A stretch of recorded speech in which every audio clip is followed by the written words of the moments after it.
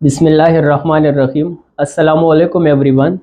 In our today's class, inshallah, we are going to discuss pronoun and its antecedents agreement. पिछले videos में हमने subject और verb agreement के 23 rules पढ़े। अगले वीडियोस में हम प्रोनाउन और एंटेसीडेंट के एग्रीमेंट के हवाले से पढ़ेंगे। प्रोनाउन किसी भी नाउन की जगह इस्तेमाल होता है और जिस नाउन की जगह कोई प्रोनाउन इस्तेमाल होता है उसको हम एंटेसीडेंट ऑफ द प्रोनाउन कहते हैं। In our today's class, inshallah, we are going to discuss three relative pronouns, that is who, which and that. Who और that दोनों ऐसे प्रोनाउंस हैं जिनको हम लोगों की जगह इस्तेमाल करते हैं। Both who and that refers to persons, लेकिन हम हु को तब इस्तेमाल करते हैं जब हम इंडिविजुअल पर्सन की बात करते हैं या इंडिविजुअलिटी ऑफ ग्रुप की बात करते हैं, जबकि दैट को हम तब इस्तेमाल करते हैं when a class, a type और अ स्पीशीज इज एम्प्लॉयड। जब हम मुकम्मल क्लास की बात करते हैं या मुकम्मल काइंड की बात करते हैं तब हम हु की जगह दैट इस्तेमाल करते हैं। सिंपली हु और दैट दोनों को लोगों के लिए इस्तेमाल किया जाता है, पर्सन्स के लिए इस्तेमाल किया जाता है। हु को हम तब इस्तेमाल करेंगे जब हम इंडिविजुअल मेंबर्स की बात करें या किसी ग्रुप के इंडिविजुअलिटी की बात करें, और दैट को हम तब इस्तेमाल करेंगे जब हम किसी ग्रुप के काइंड या उसके क्लास की बात करें। Here are some examples. He is the boy who understands Pashto. अगर हम इस सेंटेंस को एनालाइज करें तो इस सेंटेंस में रिलेटिव प्रोनाउन हु इस्तेमाल हुआ है which refers back to the boy.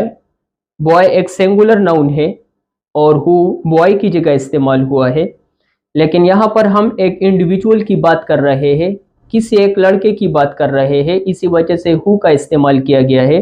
He is the boy who understands Pashto. Likewise he is the kind of student that we want.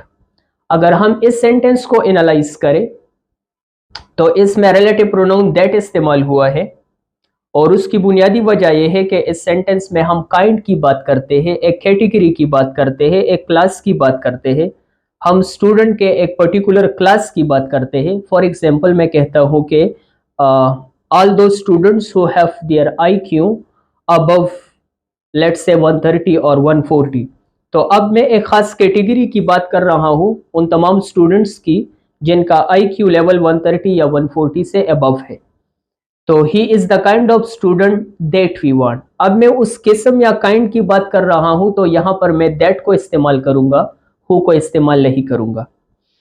Likewise adjectives के सुपरलेटिव डिग्रीज के बाद भी दैट का इस्तेमाल किया जाता है, हु का इस्तेमाल नहीं किया जाता। Here are some examples. He is the wisest man that ever lived। अगर हम इस सेंटेंस को देखें तो इसमें एडजेक्टिव की सुपरलेटिव डिग्री इस्तेमाल हुई है wise, wiser, wisest, the wisest man. तो द वाइजेस्ट मैन के साथ हु इस्तेमाल नहीं हुआ है, दैट इस्तेमाल हुआ है क्योंकि यहां पर एडजेक्टिव की सुपरलेटिव डिग्री इस्तेमाल हुई है। Likewise this is the best that we can do. The best superlative degree है, इसी वजह से दैट का इस्तेमाल किया गया है और हु का इस्तेमाल नहीं किया गया है। तो जब भी एडजेक्टिव की सुपरलेटिव डिग्री इस्तेमाल हो तो उसके बाद हम रिलेटिव प्रोनाउन को इस्तेमाल करेंगे जो कि दैट है और हु को इस्तेमाल नहीं करेंगे। एक और कंडीशन भी आ सकती है, बाज़ औक़ात हमारे पास टू एंटेसीडेंट्स होते हैं जिसमें से एक पर्सन होता है, किसी इंसान का नाम होता है, और दूसरा कोई एनिमल हो सकता है, एनिमल का नाम हो सकता है या किसी चीज का नाम हो सकता है। तो उस हालत में भी हम दैट इस्तेमाल करेंगे, हु और विच को इस्तेमाल नहीं करेंगे। अगर कोई सेंटेंस ऐसा हो जिसमें एक इंसान हो या एक पर्सन हो और दूसरा उसके साथ कोई नाउन हो जो किसी एनिमल को शो कर रहा हो या किसी चीज को शो कर रहा हो, then we will use that instead of who or which. Here are some examples. The lady and her pet dog that came yesterday have come again today. अगर हम इस सेंटेंस को एनालाइज करें तो इस सेंटेंस में दो एंटीसीडेंट है, the lady which refers to a person and her pet dog, dog is an animal. तो दो एंटीसीडेंट है, दो नाउन है, एक लेडी है और दूसरा डॉग है। इस केस में अब हम दैट को इस्तेमाल करेंगे, हु और विच को इस्तेमाल नहीं करेंगे। तो दैट का इस्तेमाल किया गया है, the lady and her pet dog that came yesterday have come again today.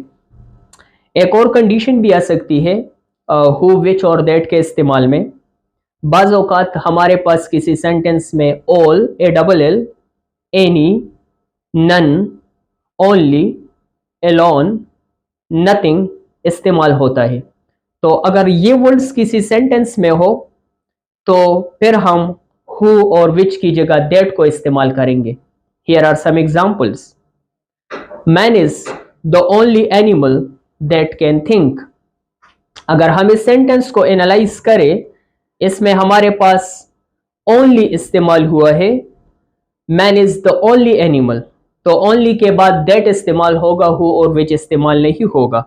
Man is the only animal that can think. लेकिन अगर हम किसी एनिमल को एज अ नाउन इस्तेमाल करें तो फिर हम विच को इस्तेमाल कर सकते हैं, प्रोवाइडेड ये वर्ड्स उसमें न हो। For example, parrot is the bird which can talk. Parrot is a bird which can talk. तो यहां पर एनिमल की जगह विच हम इस्तेमाल कर सकते हैं, parrot is a bird which can talk.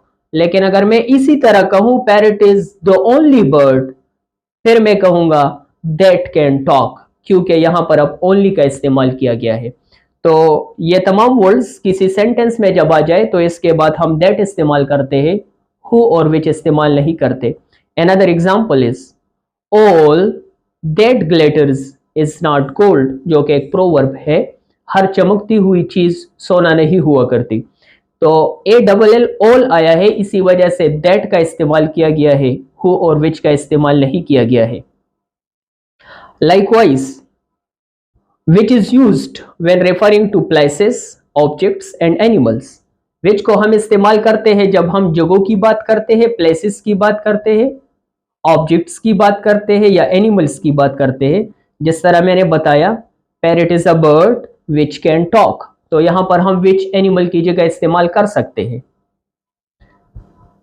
Another example is our annual report which is long is now ready for distribution. अगर हम इस सेंटेंस को एनालाइज करें तो इसमें एनुअल रिपोर्ट इस्तेमाल हुआ है, जो कि एक ऑब्जेक्ट है, और उसकी जगह रिलेटिव प्रोनाउन विच इस्तेमाल किया गया है। तो जब भी हम प्लेसेस को रेफर करते हैं या ऑब्जेक्ट्स की बात करते हैं या एनिमल्स की बात करते हैं तो हम विच को इस्तेमाल कर सकते हैं। Thank you so much and see you इंशाल्लाह इन द नेक्स्ट वीडियो।